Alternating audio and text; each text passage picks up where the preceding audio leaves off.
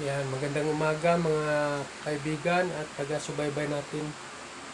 Yan, dito na ako, binalikan ko si Sir Armando. Yan, 73 years old. Kanyang problema, yung kanyang kaliwang tuhod sa kamay, medyo mahina, kaya hindi siya makakalakad. Ang ginawa ko, nagpa-blend prutas. Yan, yun ang blender niya. Yan, may mga prutas yan na, yan, sa rep siguro. Tinupad naman, ang galing, tinupad. Sabi ko, babalikan kita pag ginawa mo yan. Kasi number one, kinakain natin kuminsan ay kulang. Halimbawa, yung ulam mo, hindi ka naman madalas kumakain ng gulay. Ulam mo, isda lang, saka kanin. Anong kanin? Na carbohydrates. Yung isda, protein. Paano kung yung isda na yun yan lagi. Pero kung nagbi-blend ka ng prutas na iba-iba, malaking tulong sa katawan mo at yun ang magbibigay ng palakas. Saka yung pag-therapy natin ay talagang lang to. Malaking may tulong din pag sabay-sabay sila ginawa mo, babalik ka sa normal. So ito guys, umpisa na natin yung pag-therapy sa kanya. Sana tuloy-tuloy na to at makalakad na si Sir.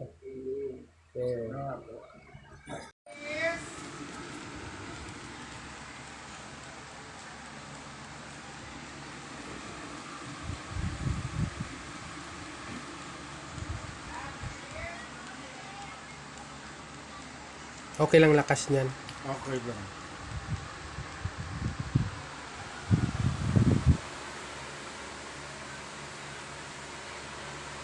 Wala pa. Ganun talaga.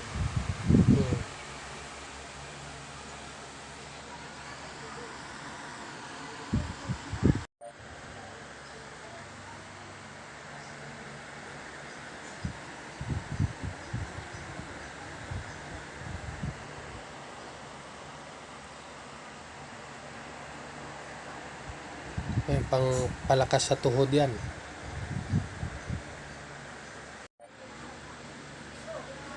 Natatakot din ako, tag-isa ako sa dagat. Wala kang kasama? Minsan po may kasama ako, yung anak ko. Mas madalas na hindi. Kaya ako natakot.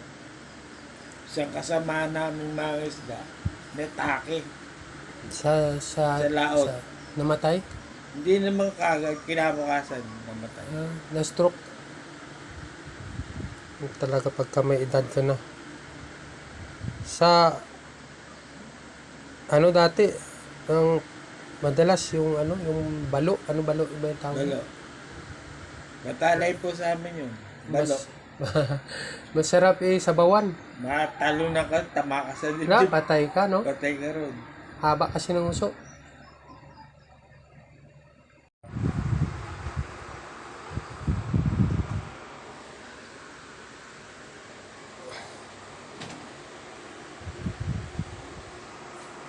Malakas yan, pero hindi yan masakit. Morning. Dakas.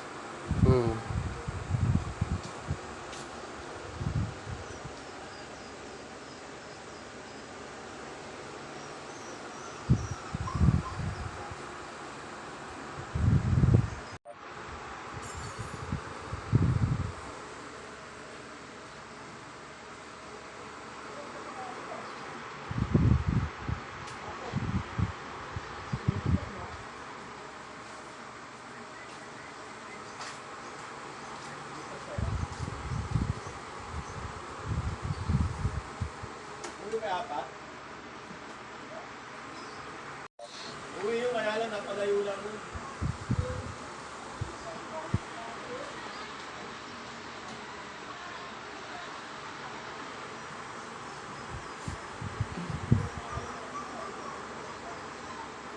Kami nararamdaman. Hindi 21, dapat 22. 22 naman nakalagay sa ano. Magandang